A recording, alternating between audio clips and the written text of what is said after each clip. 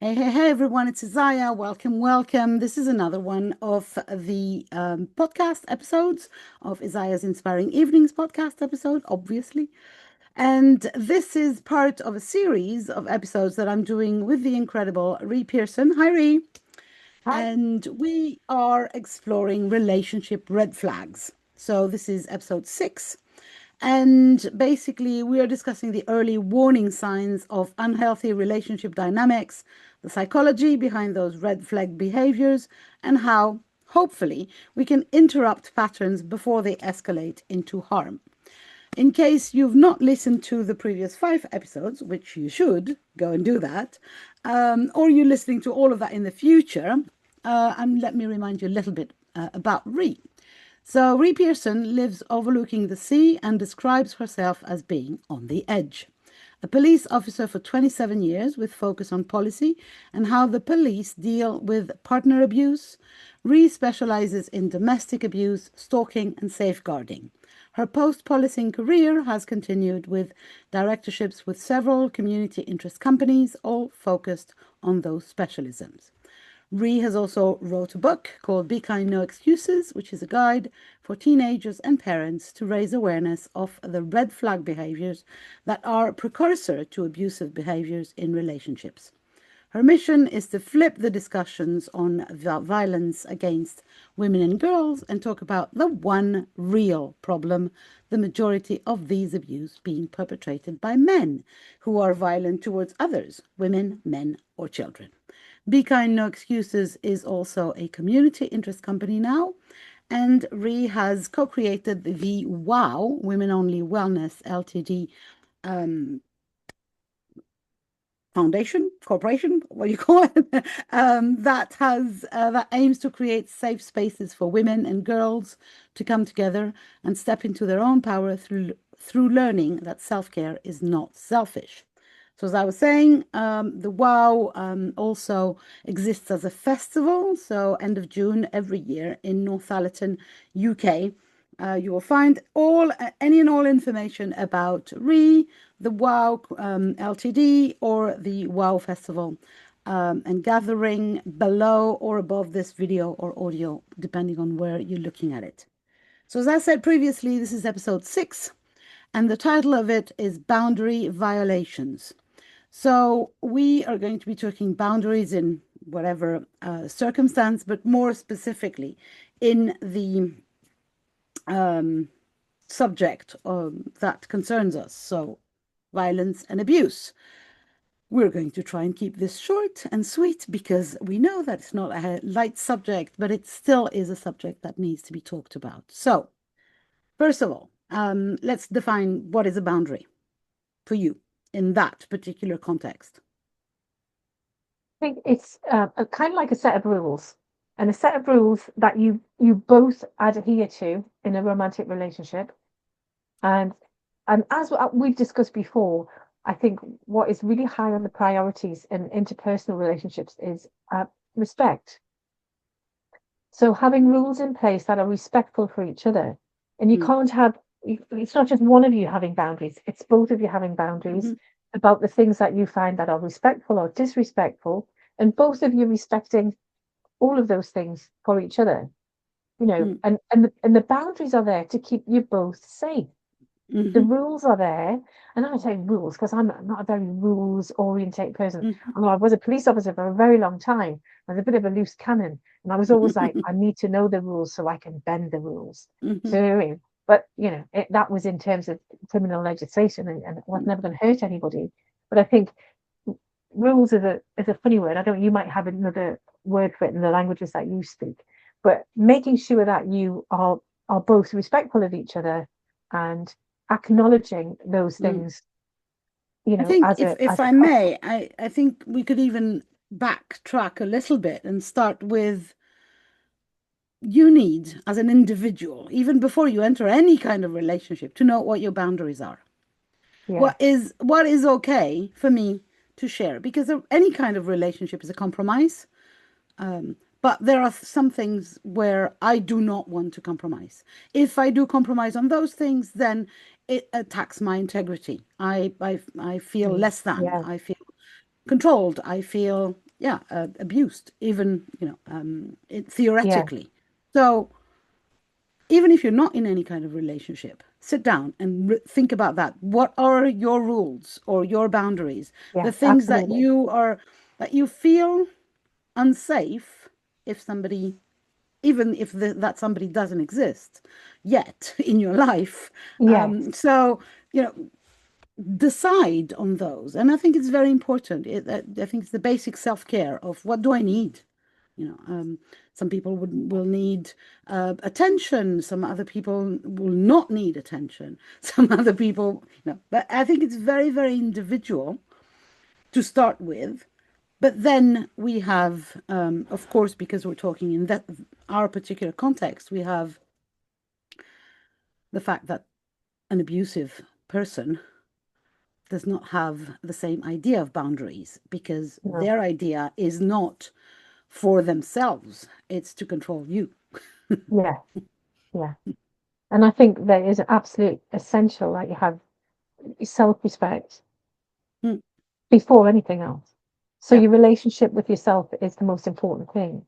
And you need to know. I mean, I wrote this down like years ago. I remember writing things down like what's my when you come out of a relationship and you think, well, I'm never going to do that again, and then you do. You're like, oh, here I go again. And I remember writing down what I call my non-negotiable. Yeah. Mm, My non-negotiables, and they include, and it's not really complicated stuff. It's like, no. I want to be in a relationship. I don't want to be in a relationship with somebody who smokes cigarettes.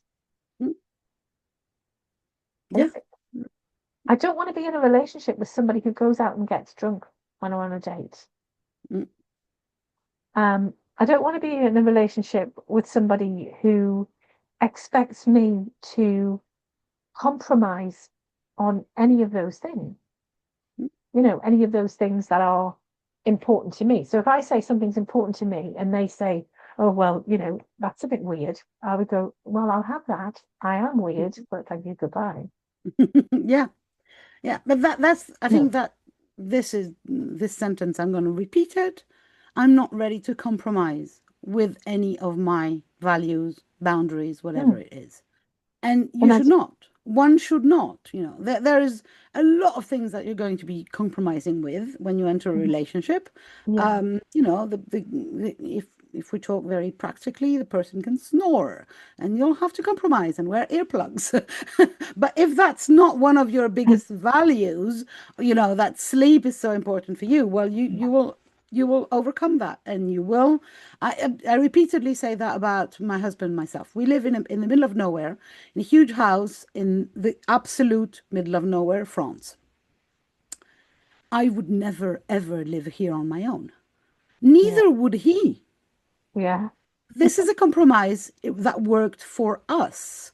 yeah, If there was no us, I mean, if for any reason we separate or one of us dies, the other ones will sell the house in the matter of days. yeah, Because living alone here is very, very sad. Basically, yeah, it works because there's two of us, and there yeah, were more, like our kids. So the compromise, I think, is part of a relationship, but it's not compromising on my values, on the things that make me who I am, and yeah, where never compromise to the point of disrespect to yeah, myself. absolutely. And as you said earlier, your integrity needs to remain intact. And that's your integrity to yourself. But as you evolve in a relationship, it's your integrity for that relationship as well. Because you find with somebody who's an abuser, they will come along with those boundaries initially. Yeah. They will, because Mhm. they wear that mask, don't they? They wear that I'm a Mhm. really nice Yeah. person mask, And then as you go down the line and they chip away a little bit, they chip away a little bit. But if Mhm. you're always mindful of the fact that, we had this conversation, we agreed, and a lot of what we talk about in relationship with an abusive person is the speed at which the relationship accelerates Mhm. Mhm. into, that kind of like that. And I think we need to be aware that if you're going to start like if they're chipping away, you're very quickly on that. And it's a roller coaster, but roller coaster, is it? or you're just on the slippery slope to, Mm-hmm. accepting everything that they say because you're unconfident in your self-belief. Mm-hmm. You're Yeah. unconfident in your self-confidence. And it's really important to have the basis of your Yeah. selfness in Mm-hmm. place, your foundation of who you are and what your expectations are of yourself Mm. first, Yeah. and then what your expectations are of that person in that interaction with that person. But they will put that foundation, and once you get foundation, then they will start Mm-hmm. chipping away. And that's what Mm-hmm. we need to, people need to be aware that yes, it'll look fine, it'll say all the right things and do all the right things, and then suddenly, because it's like I always think about, the statue of David by Michelangelo. Mm-hmm. Um, that must have taken years. It was tiny, tiny, tiny, Mm-hmm. tiny chips. And that's what abusers do. I'm not saying that Michelangelo's statue, I mean, it's an amazing piece of art, but I'm just Obviously. using sculpture as an Mm-hmm. analogy Yeah. of how things chip away. And then suddenly you've got this relationship, whatever that looks like. And it's like not what you thought it was going to look like Mm-hmm. because you have not. Remember, we talked about the priority. Protected your values, your boundaries, your You who have to you are, be basically. quite solid in who you are, I think. And I think that's quite difficult when you're 15, 16, 17 years old. I think sometimes it's difficult when you're in your 40s and your 60s. Mm-hmm. But when you're a teenager, and I think you need your parents, if you've got good parents, or you need that circle around you of people who, like girls, when we get together and we talk about things, boys do that less. They talk about football and whatever it is they talk about. But it's really important that people talk about emotions, talk about what's acceptable, Mm. and express that because we place these values on emotions. But having that in place as your solid grounding Yeah. is Mm. that's your platform. That's Yeah, your and then it launch means that platform. you don't get caught into the frog story. Did we already discuss the frog story? That's one of my We favorite did. metaphors.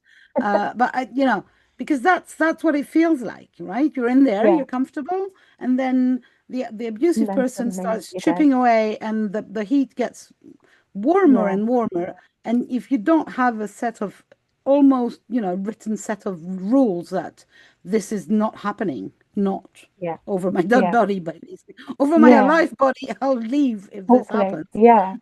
Yeah, and it's Um, harder the longer you stay in it, it's harder to, yeah, like we said in the of paella course. story, it's Yeah. harder to say it once you've let it go once. And I think Mhm. because of the way where we are and how we're brought up as women, certainly, you're a people pleaser, and being a people pleaser is actually very, very dangerous. Yeah. I think so too. We were talking yesterday about with somebody else on a completely different topic about the five drivers of transactional analysis. One of them is being so it's these things that you ingest when you're very young and that you are kind of don't even realize that you're functioning by. And Yeah, there's five of them. They come from your family, your environment in general, and society. And the biggest one that everybody shares is be nice. Be nice. Be nice to the lady. Come on and say, come on, be a good girl. Come and say hi to granny. yeah, Oh, kiss that old grandfather that yeah. stinks or Oh, whatever. yeah, that's You one. know? That's a big And one. I'm like, stop immediately. And I remember, literally saying to my kids, no, you don't have to be nice to anyone, actually. Have to be Yeah, polite, yes. Don't be yes, rude, but nice, no, you don't.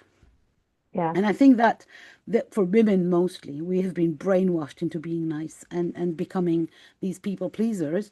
And then when we get in a relationship with somebody who has, how do you say that, wrongful intentions? yeah. um, well, Malicious, then malicious malicious intent. intent, yeah.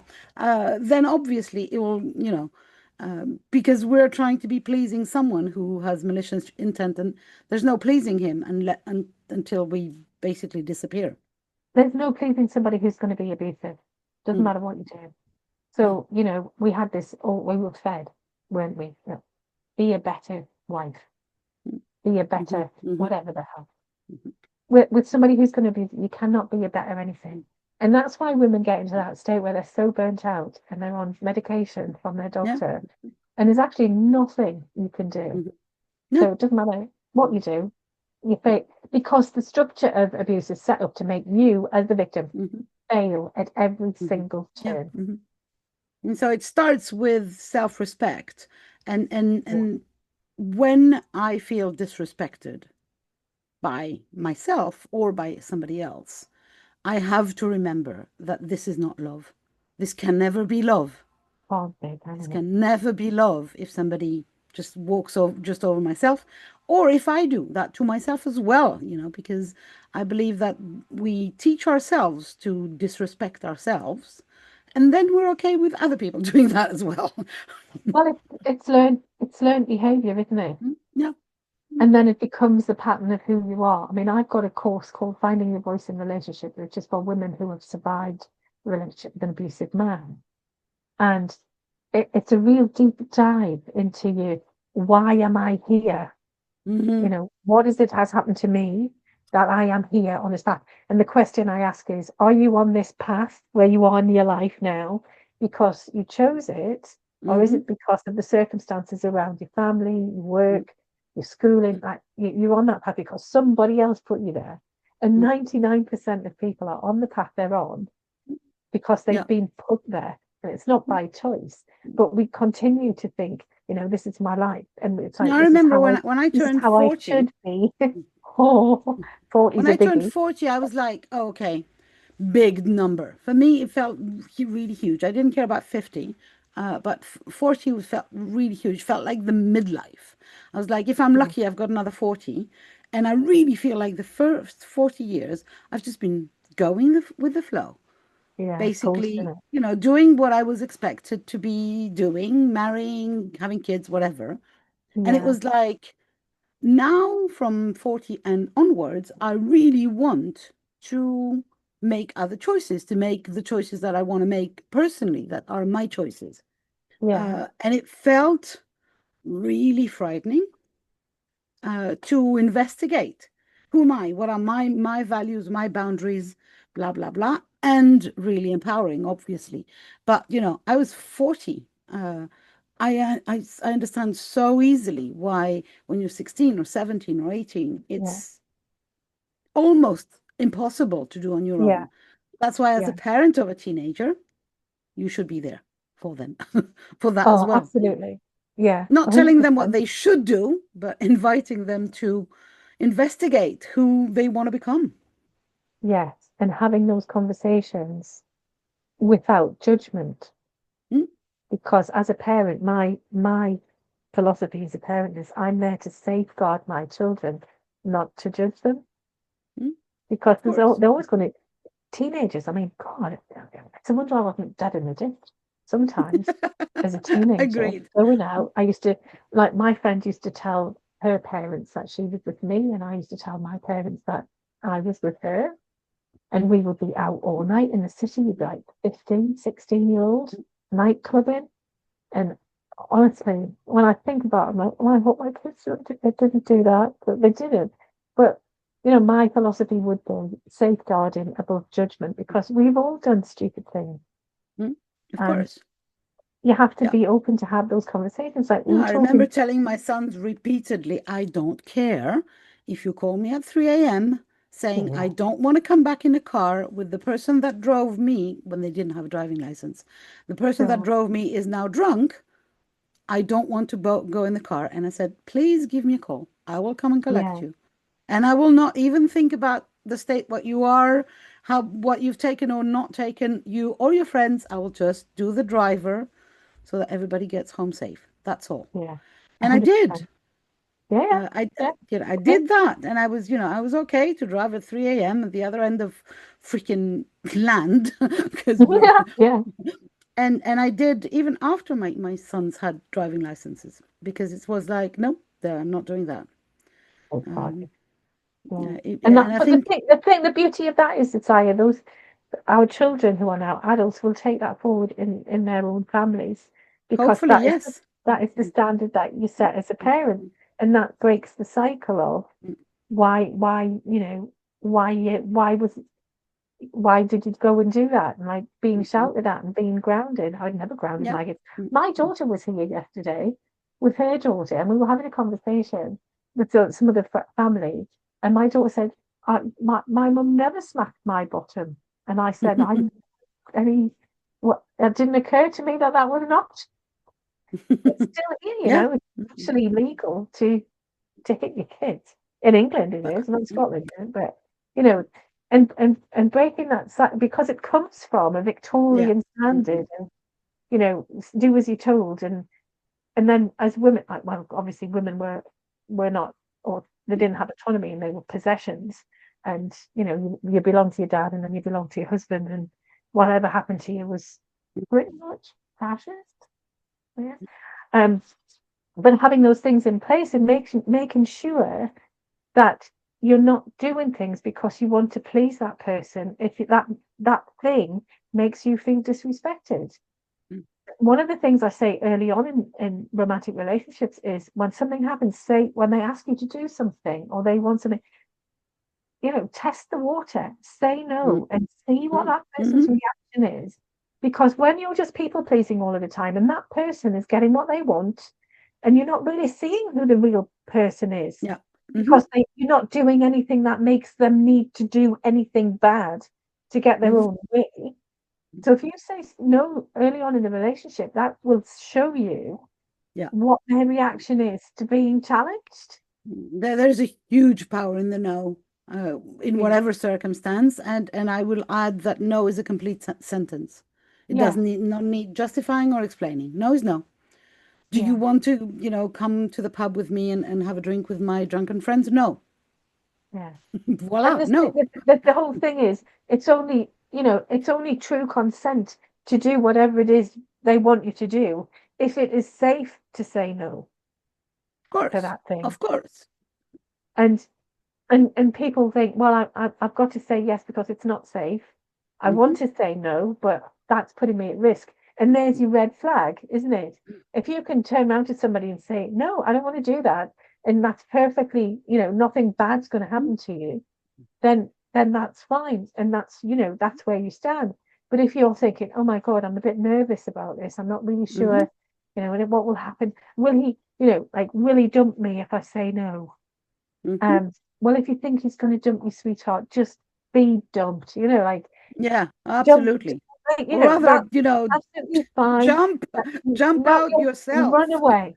Just run away, because if What that the person hell? makes you feel unsafe for whatever it is you need to do, that is not your person. And it doesn't matter. Yes, you do love them, but it's still not your person. There are, what, 8 billion people on the planet. Yeah. There's Hmm. more than one person for you to love. Yeah, And and you have to absolutely. think about, I often, because obviously I talk to a lot of women who've survived, and it's absolutely heartbreaking that they get to the stage where, I mean, they have children with this person, they're going through the family court with this person, they're going through the criminal court with this person. And for me, the big thing is the family court, because an abusive person will take their children from a loving parent just to punish the loving parent, because and have that Hmm. power and control over them. And Yeah. and as a mother myself, I think I would be, Mm. my ex said to me, well, I want 50-50. And the reason he said that was because he didn't want to pay child maintenance. It wasn't because he wanted the children. Hmm. It Hmm. was because he didn't want to give me any money, because he thought he was giving me money. Just nonsense. You're not giving that person money. You're giving it for your children. Like, Hmm. Hmm. it's for the kid. But I see so many women who are in that situation, and it's like, oh my God, because I have those conversations and I see and I talk about the red flags at the beginning, and they're But like, I that's wish I'd one. known this, but it's really hard at the beginning to see unless you understand your own self-worth. Yeah. And that's a big one to start with. Do you want any children? If you're Mhm. 18, 19, ask yourself, do you at this minute want a child? And if it's a no, and the person says, I want a child with you, say, no, I don't. One of the things is that I want you to have my babies. Mhm. Run. If somebody says they want you to have their babies, whose babies? Run away. Okay, But because that's their mindset. but I have to be very honest here. I remember when I was 19 and I met my future husband, I did not want any children. Then, when I turned something like 23 or 24, I wanted children. He didn't. And I pressured him. I really pressured him to have children. Um, if you ask me today, I'm not sure I wanted children, but I thought that this was what I supposed to do. Anyway, I don't regret my children. I love them to bits. But Yeah, yeah, still, at 23 years of age, I was not fully sure of what were my boundaries and my desires. So, yeah, think it over if you're in entering a relationship. This is a big one because once you have a child with someone, it's very difficult to untangle yourself completely. yeah. So think it over very strongly and again reassess, as we were saying.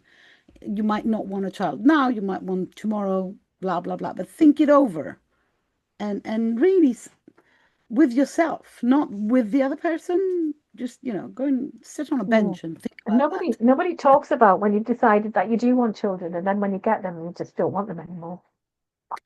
Nobody talks that. about that, do they? Like, oh my God, what have I done? Yeah. No, for Too me it was, late. I was very happy to have children, but I'm not sure that I had them for the right reasons. Let's put it this way. And it was a lot to please other people.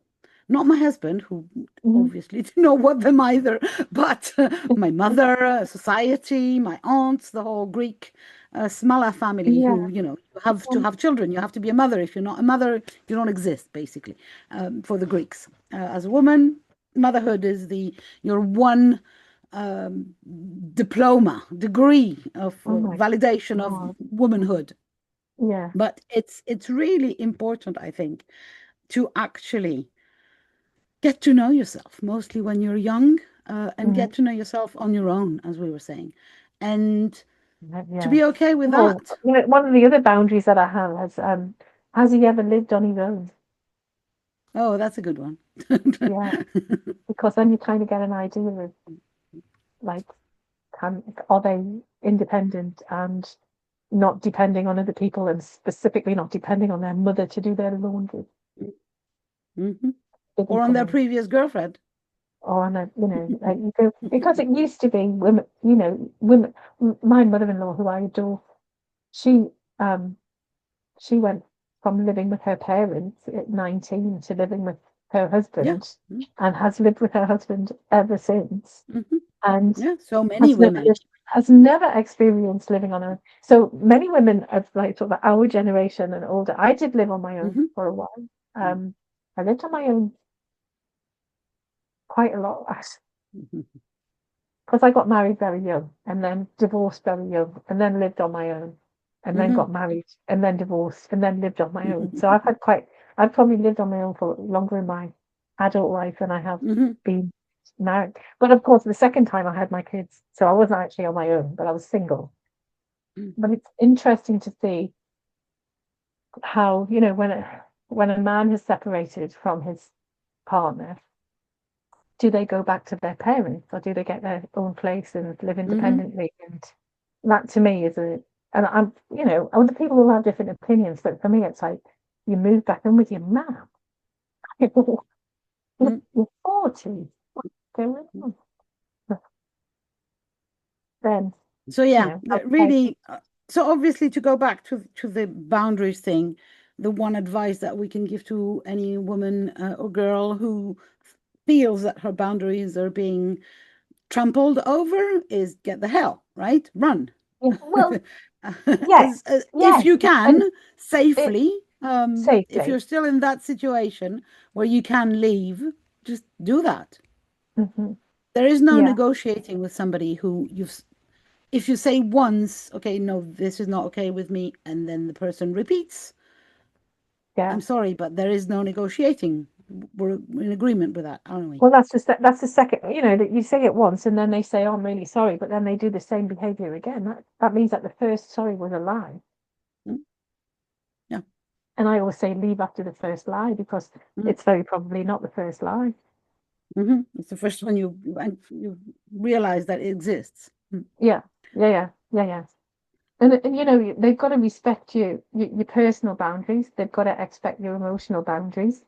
Um, and for me, it's a no-brainer. But Mm, when you're young and you're feeling your way, that's why it's really important, ladies, to mm, have your own like Fort Knox, because you don't want any babies in there early on in that relationship. mm, Just, like the medieval Italians, 500 days before you, mm-hmm, not 5 minutes, not 5 weeks, not 5 months, 500 days, mm, because, you need to be protected from the nastiness.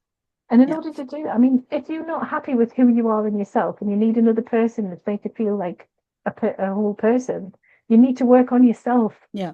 Mm, Another person mm, is not gonna make you feel a whole person. You are a whole person. You just need to find who you are.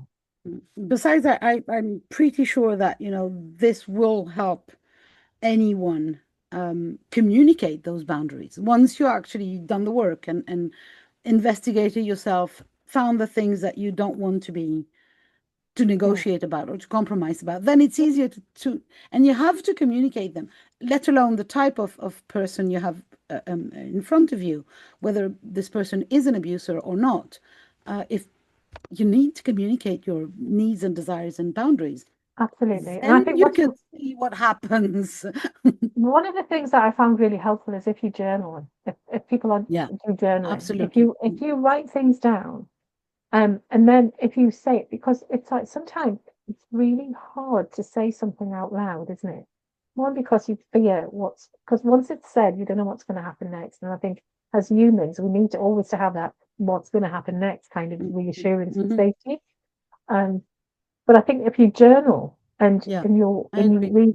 read your journaling, and then that becomes it part of your brain, and that becomes building your confidence and knowing who you are because you've written about it. And you can't get anything wrong when you're journaling because it's about you. Mm-hmm. And Absolutely. Mm-hmm. it's a no-brainer. But it's making sure that you are confident enough to verbalize what you feel about things without the fear. And if you're not, practice in the mirror. I just find that really helpful. Just if you've got something hard to say to somebody, just practice in the mirror. Yeah. Because, Mm-hmm. once you've done it, once you've said it out loud once, it's easier to say it again, and then it just gets easier to say. And I think a lot of people are very nervous about things, will be nervous around somebody. It doesn't have to be a partner, it doesn't have to be your boyfriend or girlfriend. You're nervous around somebody that you work with, or nervous around a sibling or a Mm-hmm. parent. But if you practice saying things, your voice becomes more confident anyway. And And then you've got once that what authority within yourself. for me, one certainty is that if you're nervous and you're doing it wrong, let's put it this way, or you feel you're not managing to do it that, and the person in front of you loves you, that would be okay. Yeah. If they don't, because they're an abusive personality or some kind of jerk, or they're just using you, that's when their reaction might be another red flag. The Yeah. fact that, I have something that, if I go to my partner and say I have something that is difficult for me to say, and they can sit down and listen to me and, be supportive, then I know Yeah. that I'm okay.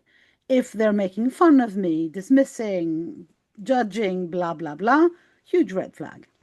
If somebody can continue with no emotion while you are breaking your heart in front of them, they Mm-hmm. are not your person.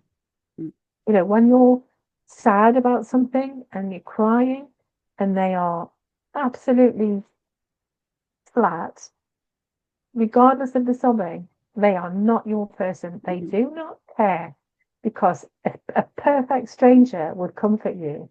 Mm-hmm. Yep. And if they won't comfort you in that moment of vulnerability, they are not your. And it sounds really harsh. And it's like, well, he's nice the rest of the time. The times when he's not nice are the person who he is. Mm-hmm. Yep. Yes, yes, yes. Okay, so where are we? Um,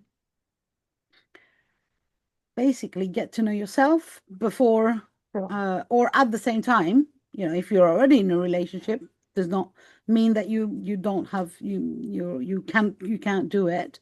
And taking time with yourself, journaling, playing in the mirror, rehearsing it, and really getting to know yourself is the best way to define your boundaries, and then you will be in a better position to have them enforced by Yeah. whoever, Yeah, yeah. whether the person is or is not an abuser.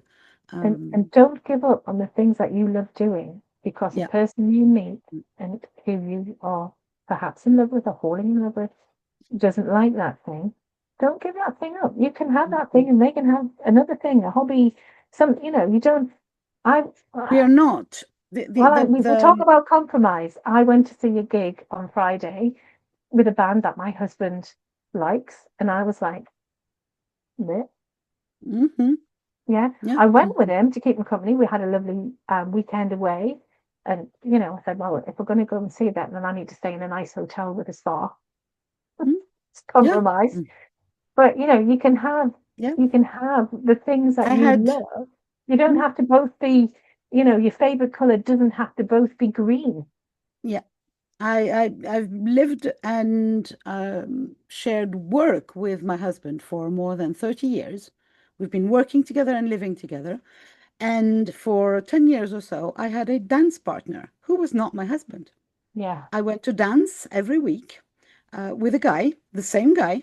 We did not have a sexual or intimate relationship. Mm, He was just my yeah, dance partner. yeah, And it was perfectly okay. My husband hates dancing. For me, it was giving me life at the time.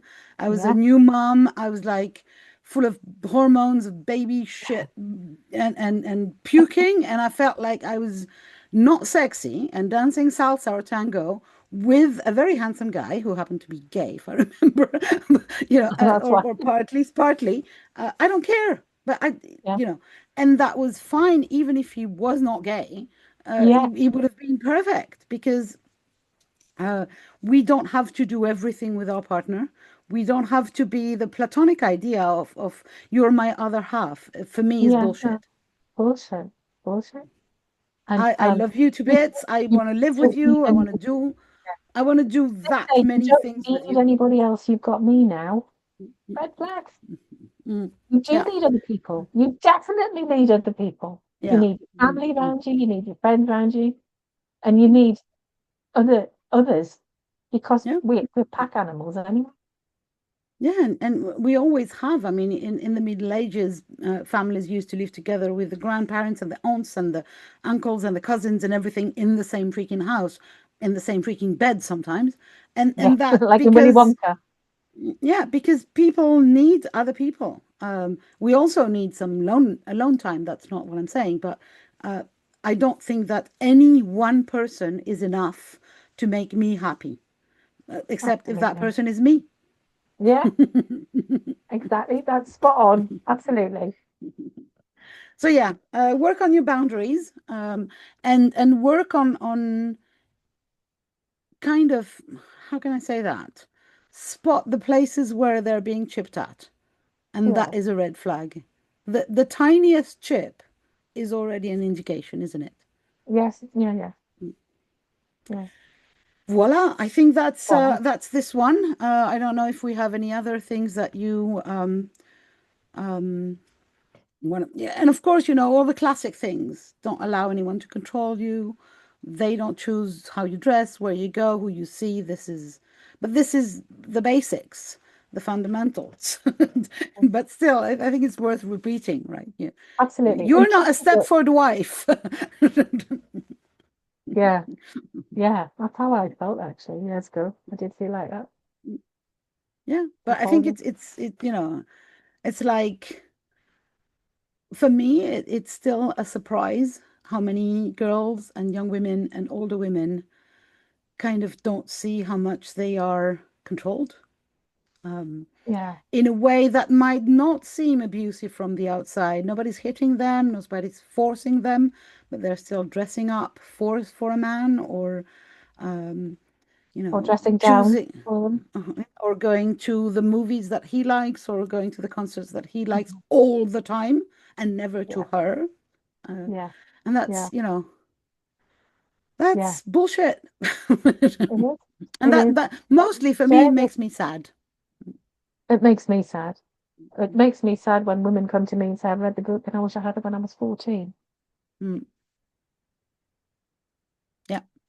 You can still read the book, whatever your age. Oh yeah, yeah. Yeah. And you can Go on. definitely offer the book to any of your younger friends or parents, people who have daughters, because this is, we might as well try and educate, and try and break those chains and those unhealthy cycles and circles that Yeah, we have been living in for millennia sometimes.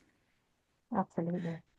Ree, thank you very, very much for talking with me another time. We have another few episodes to come. And until then, thank you to Ree. Thank you to all of the listeners. And we'll talk to you soon. Bye for now.